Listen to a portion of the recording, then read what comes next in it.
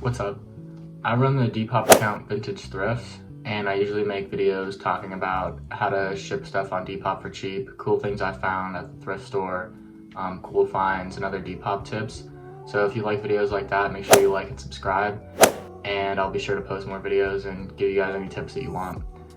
So in today's video, I'm going to be showing you guys how to ship t-shirts for cheap. I sold this super cool Nike San Francisco tee on my Depop, and now I'm going to be packaging it up and shipping it out. So I'm going to be showing you guys the easiest way to do this and how to do this as cheaply as possible. So make sure to keep watching. First thing you're going to want to do is weigh the item. If you're going to be shipping items a lot on Depop, I recommend getting a scale. This one wasn't too expensive. It's pretty cheap on Amazon. So as you can see here, it weighs 5 ounces. So since it's under 16 ounces, I'm going to be able to ship this through parcel shipping, which is a lot cheaper. So now that you have your item's weight, you're going to want to go on either PayPal or Pirate Ship, which are two websites that you can use to create your shipping label.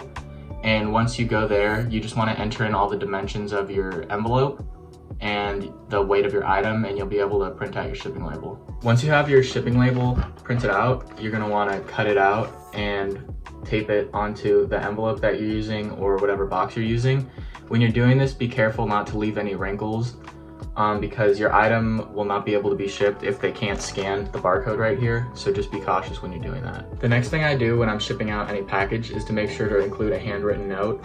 I usually like to include things like thank you and offer them a deal in case they want to purchase anything in the future. It's really good to keep returning customers. It's a lot harder to gain a new customer than to keep people you already have. And I also like to throw in some stickers and some candy inside the envelope, hopefully to get 5-star reviews. You want to do something different than other Depop shops are doing, especially if you want to stand out and have people return.